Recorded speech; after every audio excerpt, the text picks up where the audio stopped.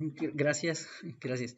Bien, trataré de terminar en 30 minutos estas ideas claves.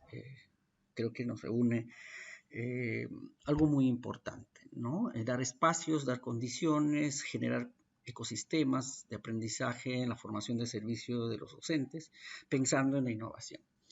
Este nuevo currículo del Instituto Superior, por ejemplo, Pedagógica, que he tenido la oportunidad de dialogar con 8 institutos, la pregunta más recurrente es la innovación, cómo innovar, cómo investigar, dado que la propuesta curricular transversaliza la práctica, el trabajo interdisciplinar, eh, y entonces existen muchas preguntas, cómo desarrollar competencias, ¿verdad? Cómo asumir el enfoque de competencia en el cotidiano, en el pensar, en la construcción de propuestas, digamos, de enseñanza y generar en los estudiantes, los futuros docentes, una serie de aprendizajes que le va a permitir también consolidar una enseñanza por competencia a sus estudiantes.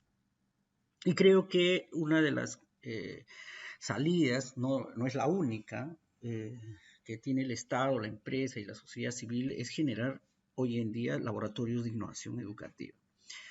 De nada sirve reconocer, identificar, premiar y digamos, abrazarnos todos, ¿no? Festejar. Luego viene lo difícil, es decir, cómo hacer que estos recursos públicos, estos proyectos identificados permitan también ser una lección para la consolidación de políticas, pero además de referentes para la enseñanza por competencias, ¿no? Una cuestión entonces es que qué está pasando a nivel internacional. Preguntémonos primero qué son laboratorios de innovación, ¿no? Según Memon Mayer, digamos, son estructuras que permiten el desarrollo de innovaciones, estructuras. Y a nivel mundial, digamos, hay un conjunto de distintas tipologías, digamos, de gestión, de financiamiento, de organización, de laboratorios, pero todas ellas desarrollan innovaciones no solo educativas, ciertamente, algunas sí, especializadas, pero en todas se están empezando a plantear, digamos, preguntas como la pedagogía, ¿no? Se puede hacer experimentos, testear, prototipar innovaciones pedagógicas a la luz de estos cambios permanentes de cómo se aprende. Ya, esa es una pregunta clave que deberíamos plantearnos como país, ¿no? Y podríamos iniciar quizás laboratorios que vayan pensando más en la pedagogía, ¿no? Putin dice que laboratorios de innovación, digamos, son aquellos que adoptan métodos experimentales para la resolución de problemas, ¿no? Ahí hay un debate siempre, porque una innovación de futuro, ¿no? Tiene que estar pensando más bien en cómo aprovechar las oportunidades, las potencialidades, si estamos hablando en el campo educativo. Pero ciertamente existen muchos problemas todavía por resolver, y el problema es un campo de experimentación e innovación, es una oportunidad para, digamos,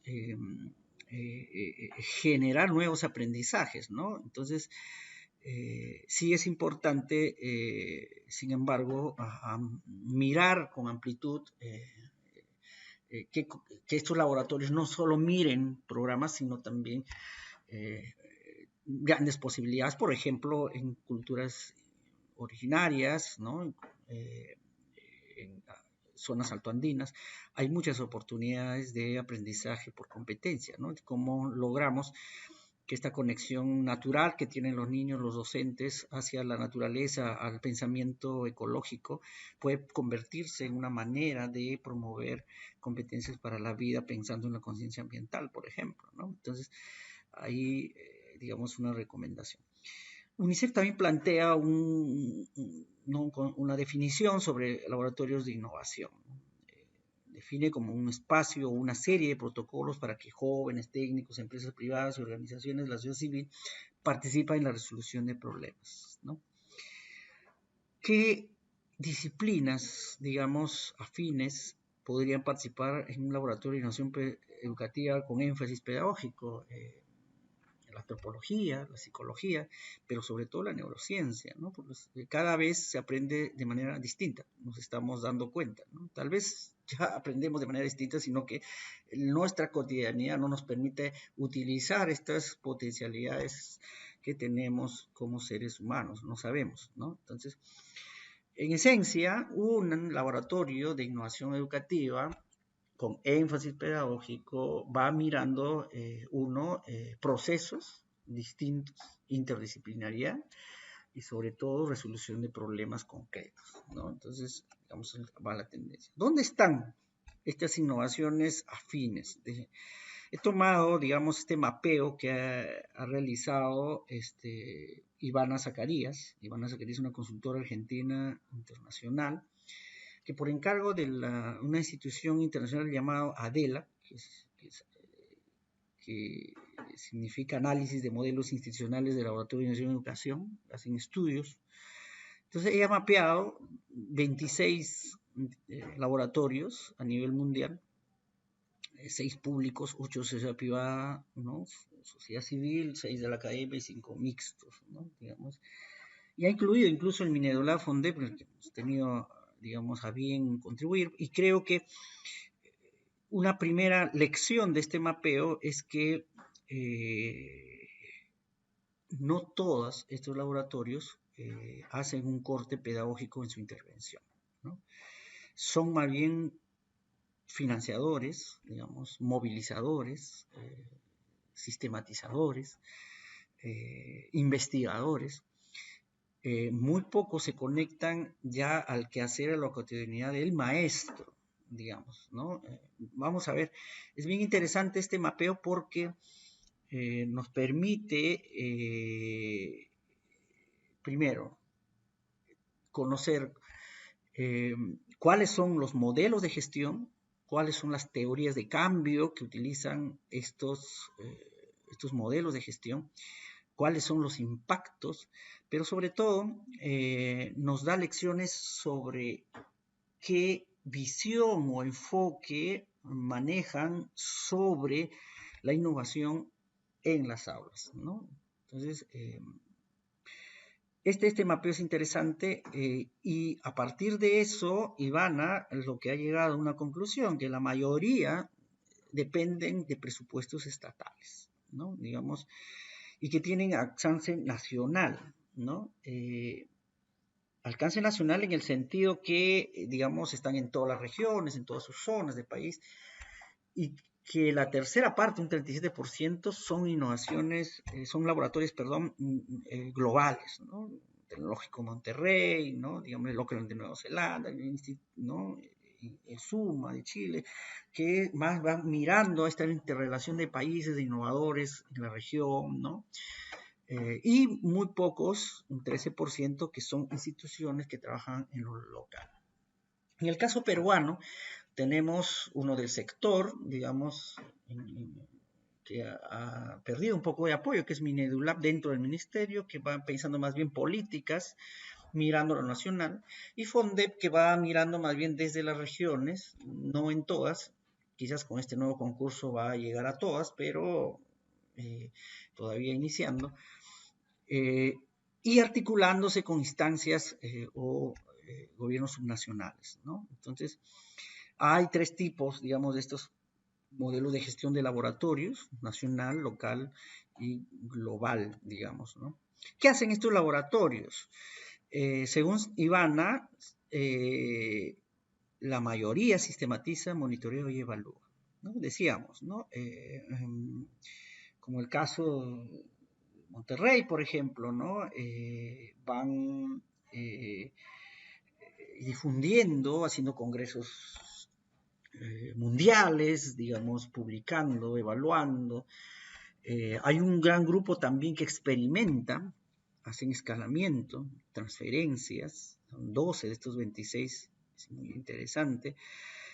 Y claro, surge la pregunta si pues, se puede escalar una propuesta innovadora de una escuela a nivel pedagógico, sabiendo que el entorno pedagógico es único, ¿verdad? Pero estas instituciones están generando protocolos, digamos, canales de transferencia a diversificarse, ¿no? Y es muy interesante. Hay otro grupo que difunde, digamos, la mayoría difunde, otro grupo que solo se dedica a la investigación propia, focalizada, hacen consultorías en todo caso.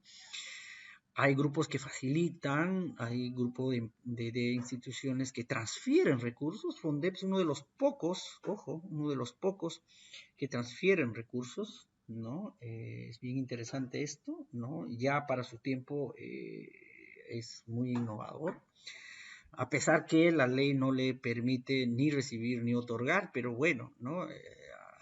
Utiliza canales que la ley le permite, pero que son muy burocráticos, ¿no? Hay instituciones que hacen incidencia en políticas públicas, ¿no? Y instituciones que implementan ya innovaciones consolidadas, sostenidas, ¿no? Es bien interesante. ¿Qué tipo de laboratorio de innovación necesita este país? En primera instancia, creo que es muy importante contar con innovaciones experimentales, ¿no?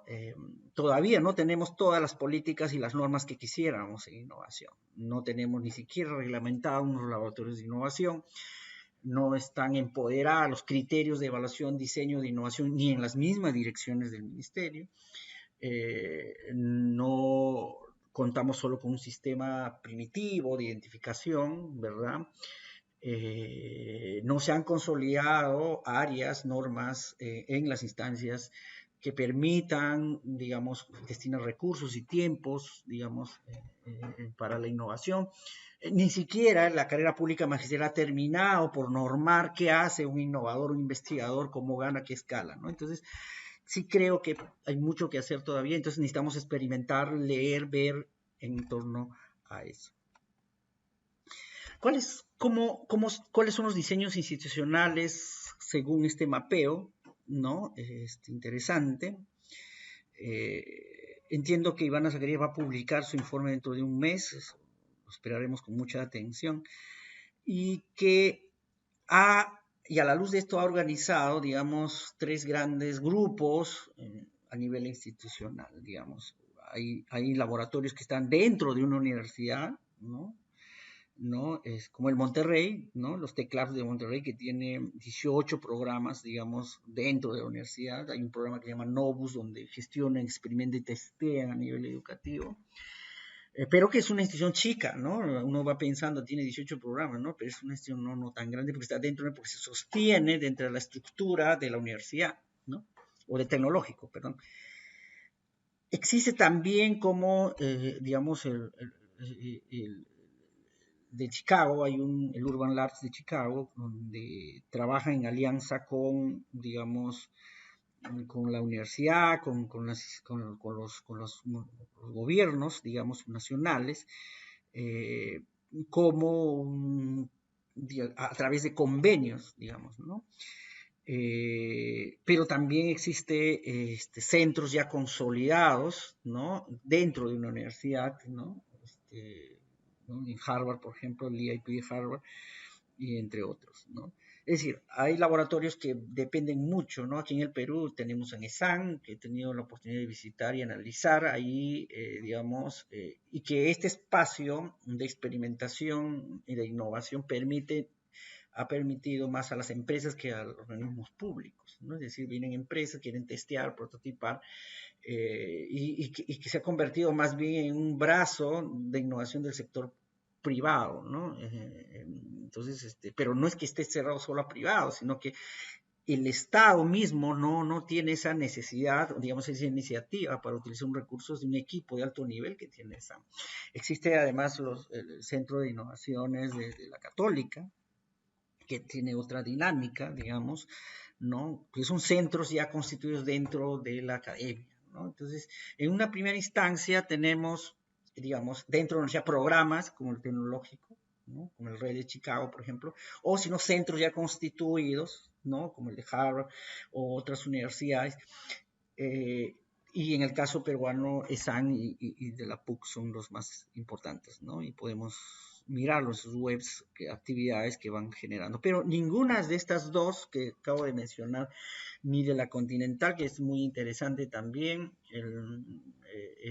trabajan procesos pedagógicos, ¿no? No son innovaciones del ámbito pedagógico, ¿no? Hay que tenerlo en cuenta. También hay laboratorios que dependen del Estado, son de dependencia estatal, digamos, ¿no? Como el Auckland de Nueva Zelanda, por ejemplo, que han trabajado ahora últimamente programas para poblaciones vulnerables, ¿no? Que están financiadas por el Estado, ¿no? Que innovan, digamos, nuevos modelos de servicio. FONDEP está en este grupo, ¿no? Que tiene presupuesto estatal, pero que ha trabajado en los últimos años con algunos convenios, pero que, digamos, no han sido muy relevantes. Pero también tenemos programas dentro de una agencia estatal, es decir, no es una dependencia autónoma, sino son programas estatales, ¿no? Y creo que ahí es la mayoría, porque, digamos,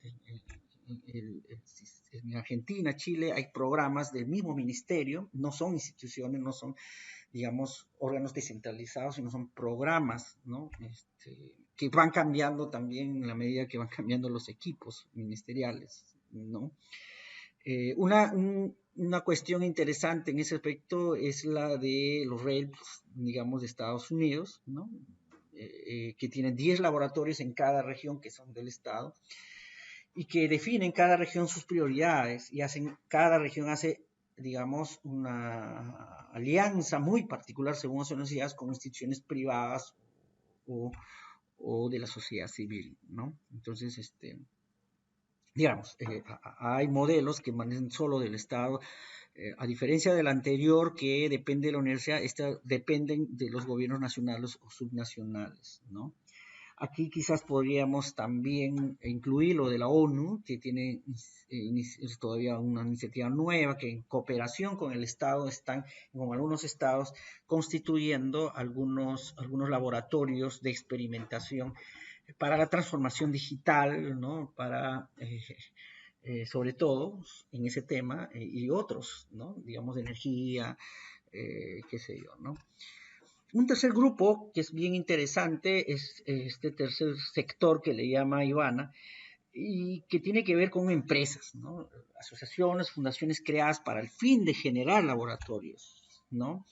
Profuturo de Telefónica es un ejemplo, el Nesta de Gran Bretaña, donde son, digamos, son laboratorios donde son integrantes grandes académicos de Cambridge, de Oxford, con cierto título nobiliario, digamos, con mucha influencia, y que van haciendo innovaciones globales, ¿no? Pero que vive gracias a un fideicomiso y cuenta con empresas incluso, y que en esta va generando, digamos, sus propios recursos, ¿no? En esta, como sabemos, inició como una lotería, ¿no? Y luego se convirtió en una institución referente de los laboratorios de innovación educativa. Otro caso de asociaciones o fundaciones importantes, el CIEP de Brasil, que recién tiene 3 años, que ha logrado, digamos, hacer una confluencia en la sociedad civil sobre un tema crucial, innovación en la escuela, y que ha puesto en agenda muchos temas importantes y que cuenta con apoyo de muchos de la sociedad civil y de cierta empresa, ¿no? Entonces, en fin. En el Perú todavía no tenemos un modelo definido en ese aspecto, todavía es estatal, digamos, el caso del FONDEP, pero no todavía tiene un modelo de trabajo, ¿no? Están experimentando todavía algunos, en el marco de una ley, unos ciertos programas muy focalizados, ¿no? ¿Qué innovaciones sobreviven a estos ecosistemas de laboratorio ya mirando la escuela? ¿No? Digamos, si yo soy un innovador, ¿cómo puedo participar? ¿Cómo puedo ser parte de estos laboratorios de innovación, ya sea a nivel país, privado, ¿no? Qué sé yo, ¿no? Bueno, primero, desde la experiencia, mirando algunos estudios ya más alternos, algunas publicaciones de sistematizaciones o compendios, ¿no? que tenemos a la mano en la red, tanto de Suma, tanto de SICEP de Argentina, o el Tecnológico de Monterrey, que son los que más sistematizan. Podemos quizás aquí sacar algunos aprendizajes, ¿no? Primero que hay que tener en cuenta que son iniciativas, son proyectos que cambian, que generan cambios o rupturas. No se puede, digamos, hacer un proceso de comprensión profunda de proyectos que van apelando más al mejoramiento del statu quo de la escuela. ¿Para qué? ¿No? O sea, no tiene mucho sentido, digamos, generar toda una condición de experimentación, testeo, qué sé yo, si lo que vas a hacer es qué sé yo, mejorar un proceso de la gestión de la escuela. No, para eso están los programas, los directores. No, tenemos que apostar por una nueva escuela, diferente, ¿no? Incluso pensando en el espacio y el tiempo, ¿no? Que son las rupturas más grandes que uno espera, ¿no? Es decir, yo ya no voy a utilizar las aulas, ¿no? Cosas así, ¿no? En fin. Un segundo aspecto, acá la numeración está un poco mezclada, ¿no? Pero ustedes me siguen, no se preocupen. Un segundo aspecto es que estos proyectos de innovación generen propuestas apasionantes de vínculo con el conocimiento. Esta falsa dicotomía de que el enfoque competencia no es el que tendríamos que consolidar y dejar el enfoque disciplina, no. Creo que el enfoque de competencia nos sirve justamente para ese vínculo más apasionante del conocimiento, generación de conocimiento, crítica del conocimiento, dado que tenemos mucho por resolver y conocer. Creo que estas propuestas que han generado no solo competencias fundamentales o capacidades para la vida, sino que han proveído de conocimiento puntual, son importantes para un laboratorio de innovación educativa, ¿no? Aquí, por ejemplo, un ejemplo es conversaba con un puneño sobre sobre las trenzas, ¿no? Cómo las trenzas en las comunidades tienen que no han sido muy estudiadas, ¿no? Pero tienen un mensaje, una connotación importante, no solo a nivel estético, ¿verdad? Sino también a nivel físico, ¿no? Es decir, el trenza donde más consolidada están las trenzas, según las creencias, bueno, te libera más del estrés y un montón de cosas, ¿no? Entonces, es un diálogo profundo que digo, bueno, ¿y por qué no innovas, no? ¿Por qué no innovas sobre ese aspecto, no? Entonces el profesor me decía, pero ¿a quién le interesan las trenzas? ¿No? Es que las trenzas no es lo importante es cómo conecta esta sabiduría ancestral con el bienestar de las personas. Muchas de las sabidurías ancestrales nos ayudan a nuestro bienestar, ¿no? Entonces, esta confusión a veces que la innovación está solo asociada con la tecnología es también que hay que mirarlo con mucha cautela, ¿no? Entonces segunda cosa, perdón, generar propuestas que vinculan con el conocimiento y la comprensión, ¿no? Un tercer aspecto es que promueven el aprendizaje basado en la comprensión, ¿no? Más allá de la aprehensión literal de la realidad, sino más bien qué hay detrás de la realidad, cuáles son las lógicas que se mueven detrás de un fenómeno, ¿no? Y para ello, obviamente, el innovador ha tenido que pasar lo que yo llamo la valla de las competencias fundamentales. No nos podemos quedar solo en las competencias fundamentales. Esa tiene que estar siempre, hay que promoverla siempre. En eso no hay ninguna discusión. Pero hay que ir más allá. ¿Para qué nos sirven estas competencias fundamentales? Para comprender aspectos complejos, digamos, donde justamente está el núcleo de la construcción de la innovación, ¿no? La innovación no es simple. La innovación no es enseñar a leer, ¿no? La innovación es comprender estas maneras distintas que existen para leer muchas realidades, ¿no? Entonces, un cuarto elemento es que las los proyectos tienen que generar climas de aprendizaje dialógico y participativo, ¿no? Si solo nos abordamos en competencias, si solo nos abordamos en lo disciplinar y no abordamos esta relación de confianza, este espectro donde cada uno de nosotros somos un ser único, poniendo a disposición mis conocimientos y mis limitaciones, y cómo la escuela permite que esta diversidad construya algo, esa es una innovación muy poderosa, ¿no? Cómo a través del ajedrez puedo, o la educación física, que son las innovaciones que acompañan nuestras últimas 2 semanas, puede de alguna otra manera elevar la autoestima de las niñas, digamos, violentadas. ¿Cómo?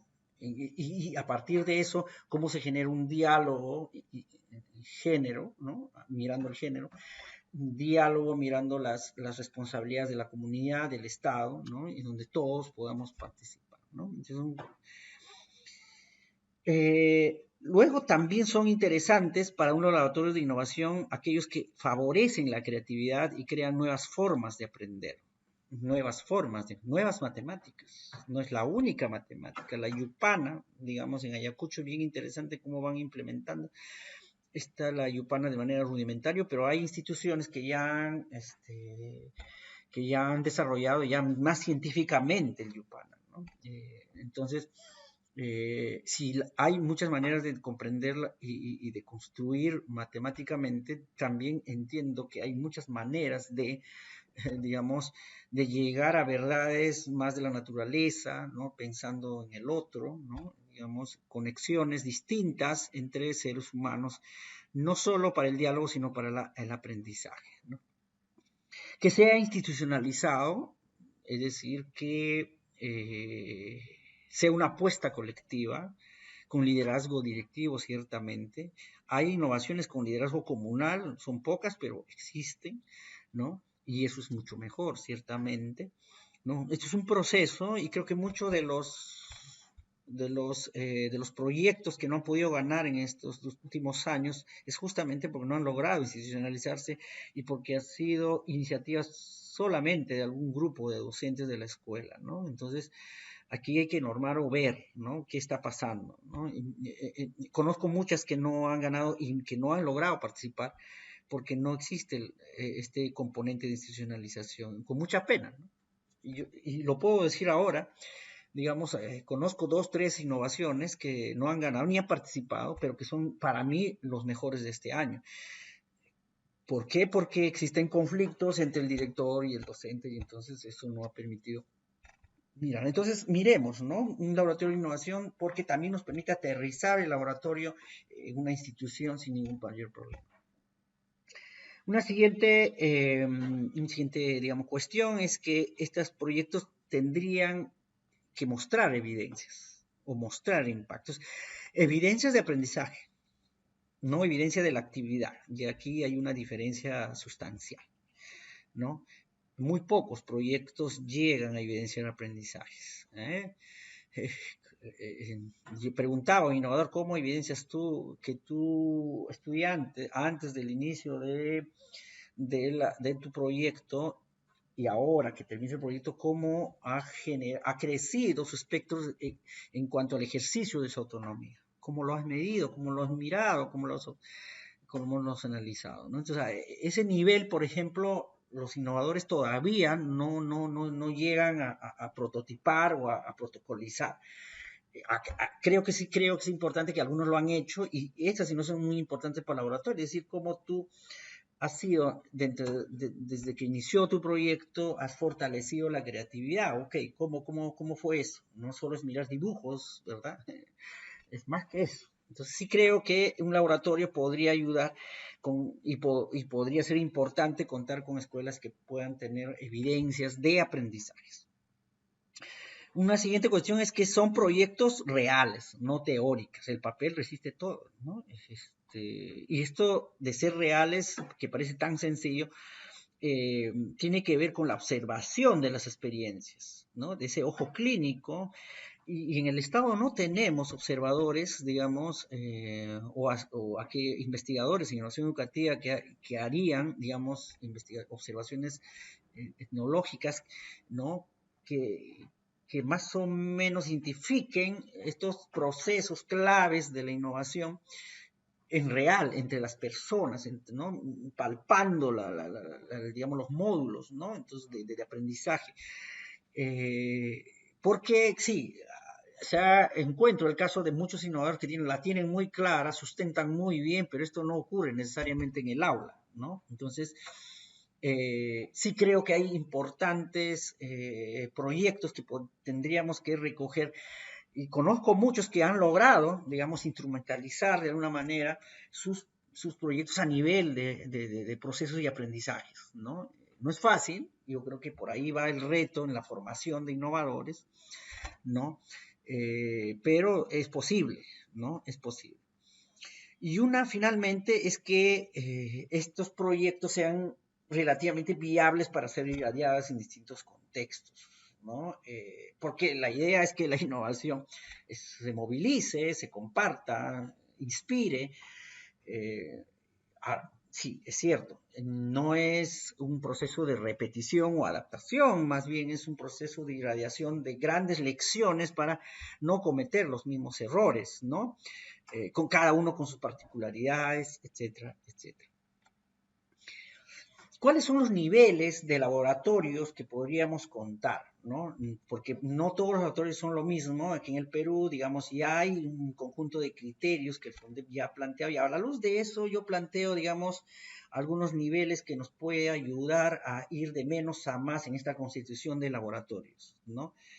Un primer nivel que son estas innovaciones incrementales, ¿no? Es decir, que recrean tecnologías, que valoran el saber intercultural bilingüe, donde está el campo, donde más se tiene que innovar, ¿no? Es decir, no sabemos todavía cómo utilizar críticamente la tecnología para cortar recursos, tiempos, espacios, o sea, ¿no? Hay un uso adaptativo de la tecnología y creo que hay que tener mucho cuidado con eso, ¿no? Entonces, sí es interesante mirar estos proyectos donde sí generan creatividad, prototipan, digamos, ensayan, pero que estas tienen que cumplir dos criterios básicos. Primero, que tiene que ser pertinente para el estudiante y tiene que tener claridad sobre la intencionalidad que quiere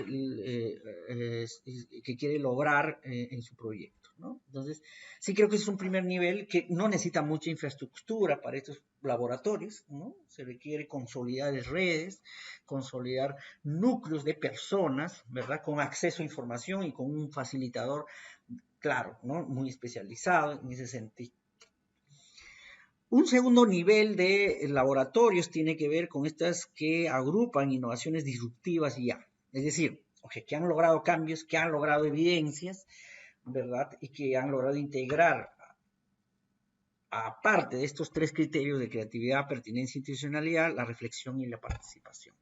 Y aquí hay dos prioridades importantes. Primero, que estas innovaciones generan procesos sistémicos para el desarrollo de competencias. Es decir, ya a este nivel ya podemos tener un circuito de generación de competencia en un determinado contexto de un determinado grupo humano.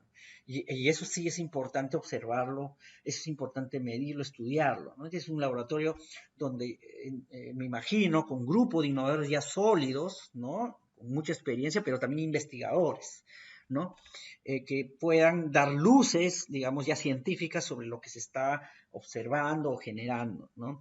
Y que aquí hay un tema importante sobre los resultados, cómo estos resultados además incluyen la inclusión y el respeto a la diversidad, ¿no? Porque es fácil desarrollar, digamos, competencias en un ambiente uniforme, ¿no? Homogéneo, con todas las condiciones, ¿no? Pero otra es asegurar lo mismo, pero digamos, en condiciones de desigualdad, ¿no? Entonces, respetando la inclusión, la diversidad y asegurando la inclusión. Un tercer nivel de innovaciones educativas, de laboratorio de innovación educativa, tiene que ver con estas radicales institucionales, son nuevas escuelas, son nuevas maneras de concebir la escuela, pero más bien laboratorios que vayan discutiendo la sostenibilidad de estas escuelas, donde se podrían conectar ya con fondos ángeles, fondos privados, fondos y se convertiría en otra modalidad de escuelas, ¿no? Me imagino otra modalidad, ¿no? Inicial, primaria, secundaria, innovadoras, ¿no? Digamos, donde no necesariamente es importante estos niveles o ciclos, sino más bien es otra manera en espacio y tiempo de organizar la enseñanza y el aprendizaje. Entonces son tres niveles que podemos gradualmente ir a consolidar según lo que nos toque. En la escuela, innovaciones incrementales, en las instancias descentralizadas o los gobiernos subnacionales o municipios, estas innovaciones disruptivas, estrategias, y a nivel nacional pensar en un sistema de innovaciones institucionales radicales, escuelas de pasantía, etcétera, etcétera, etcétera. Finalmente, unas recomendaciones, digamos, ya más concretas para primero para el Minedu, ¿no? Normar los labs, ¿no? No tenemos normas sobre cómo serían los laboratorios, ni siquiera creo que lo están pensando, porque entiendo que el Minedu progresivamente se le ha quitado recursos, se le ha quitado personal, y yo creo que fue una buena iniciativa. No se está pensando tampoco este post-concurso, pensando en laboratorios. Todavía estamos en esta lógica de instruir, ¿no? De guiar, ¿no? Los encerramos una semana con expertos y luego se van. O sea, yo no creo que esa es la salida post-concurso, ¿no? O generar normas y oportunidades y acabó mi chamba. No, yo creo que es más que eso. Hay que constituir laboratorios, hay que invertir en laboratorios, ¿no? Porque lo que necesitamos para fortalecer las innovaciones en el país es escuchar a los innovadores, no sentarlos a que escuchen a los expertos. Hay que escuchar cómo lo han hecho, cuáles han sido sus aprendizajes, cuáles han sido sus lecciones, pero entre ellos y observar metacognitivamente este diálogo para comprender por dónde van los laboratorios en este país, ¿no? Entonces, sí creo que es importante que podamos estar pensando cómo diseñar estos laboratorios, por lo menos a nivel de piloto, en lugares donde ya se están generando clústeres innovadores de docentes, ¿no? Tenemos digamos, en Amazonas, ¿no? En Loya Grande, tenemos en Chucuito, tenemos en una zona de Ancash, tenemos en la zona de Cusco, tenemos varias zonas donde ya, sin pensar mucho en concursos, reconocimiento, los docentes están innovando todo el tiempo, ¿no? Entonces, y creo que miremos, entonces, y vamos mirando en la mejor región donde se podría generar estos laboratorios, por lo menos en uno o dos, ¿no? Tampoco los gobernadores regionales están en esa lógica, ¿no? Y están mirando otra cosa, ¿no? Un segundo elemento para el Minedu es transversalizar la innovación en las direcciones claves. He tenido la oportunidad de dialogar con las direcciones claves del ministerio, con sus técnicos especialistas en innovación o acreditación, o qué sé yo, o de evaluación o de monitoreo. Y digamos, cada uno maneja criterios distintos, es normal, porque cada uno tiene programas y servicios distintos. Sin embargo, sí creo que es importante que podamos poner en común algunos criterios claves de identificación, digamos, de innovaciones, ¿no?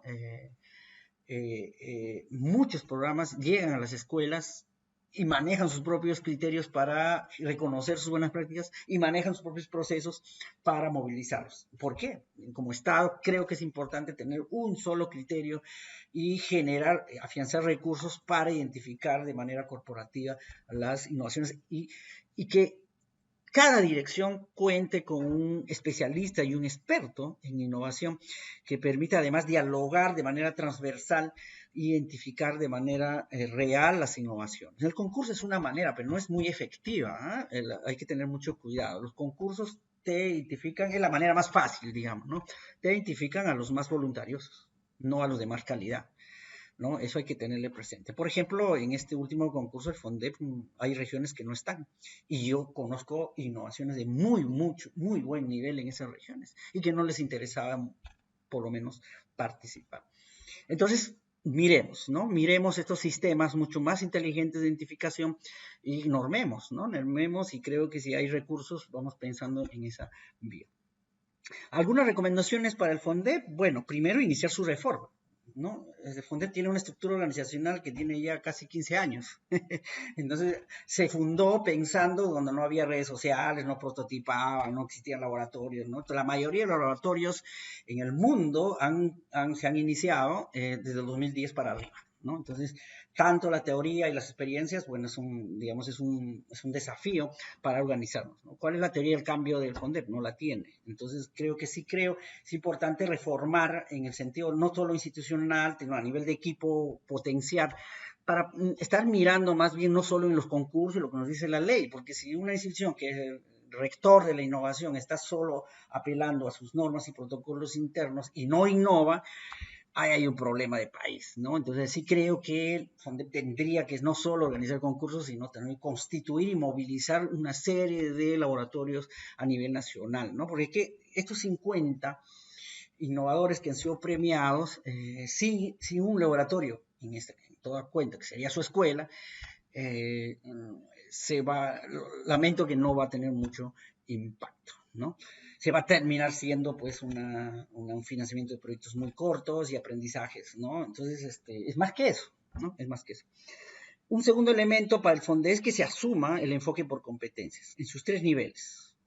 Enfoque competencia en la gestión, pensando en la persona, ¿no? Pensando en las competencias de las personas, ¿no? En la manera como instrumentalizan la forma, digamos, la identificación, la evaluación, ¿no?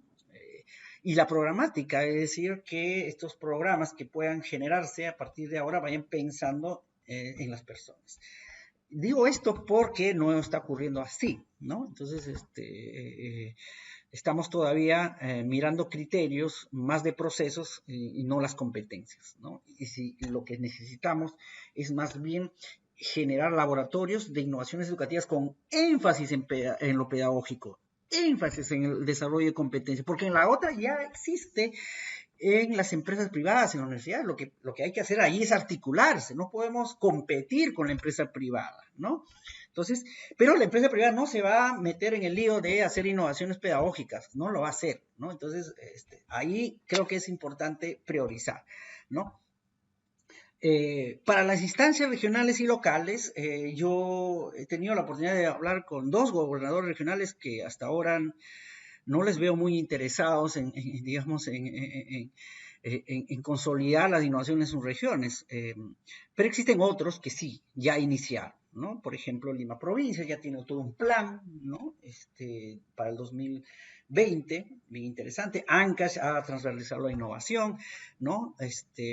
Las UGELes de San Román y Chucuito ya tienen un plan preliminar y recurso. Cusco, digamos, está empezando, ¿no? Digamos, por lo menos un diálogo sobre eso, en fin, pero no veo una lógica de cómo constituir laboratorios en regiones, ¿no? Es una pena, ¿no? Porque creo que es en las regiones donde se necesitan estos laboratorios más que nunca. 3 recomendaciones. Yo creo que a los gobernadores o a los alcaldes, primero identificar innovaciones en cierres, porque hay, ¿no? No es que no haya. Asesórense cómo identificar dónde están, cómo hacer. Luego de identificarlas, convertirlas en referentes, ¿no? Sin, digamos, en este primer nivel de innovaciones, digamos, incrementales, ¿no? Lo que Fondep llama los semilleros, ¿no? Y estos referentes serán un primer laboratorio, ¿no? Constituyen un equipo que acompañe esa escuela, ¿no? Y que pónganse plazos quizás para movilizar en torno a estos aprendizajes en la jurisdicción que le corresponde, ¿no? Conéctense con los fondos ángeles, públicos o privados a nivel global, existen muchísimos, donde el alcalde ya ahora puede hacer convenios, hay fondos que se quedan, digamos, vacíos, no logran colocar, digamos, tanto en públicos y privados, ¿no? Y entonces sí creo que ahí hay que trabajar, ¿no? Hay que mapear, hay que mirar y cómo postular junto con sus escuelas a estos fondos, ¿no? ¿Qué recomendaciones finales haría yo para las escuelas? ¿No? Constituir laboratorios pedagógicos. sistematizar su experiencia y afianzar las redes vivas. En lugares donde se han afianzado las redes, las innovaciones han sido de mejor calidad, ¿no? Y yo creo que es un primer hallazgo de mis últimos 15 años de viaje, de mirando la innovación en los últimos 5 años, en redes donde han sido más sólidas y autónomas, las innovaciones han sido de más calidad, porque la competencia, el diálogo entre ellas son importantes, ¿no? Por ejemplo, ¿no? El 4 de diciembre estaré en Pomata, y donde dialogaremos sobre esto con la red, ¿no? Una escuela se ha convertido en un núcleo de esa red. Y claro, y cada uno de ellos ha empezado a innovar, a compartir, y eso es producto, no es de la casualidad, sino que su GEL, digamos, ha convocado un concurso alterno, no es el concurso del FONDEP, sino otro concurso propio, con sus propios criterios, sumados otros a los que ya el FONDEP maneja, sobre buenas prácticas y nociones interredes, ¿no? Entonces, esto no es casual tampoco, porque esta OGEL también ha sido priorizada por el FONDEP. Entonces, sí creo que aquí se ve el impacto, ¿no? Constituir las redes es un primer paso de generar laboratorios, ¿no? De innovación educativa. Ok, bien. Un mensaje final, creo que no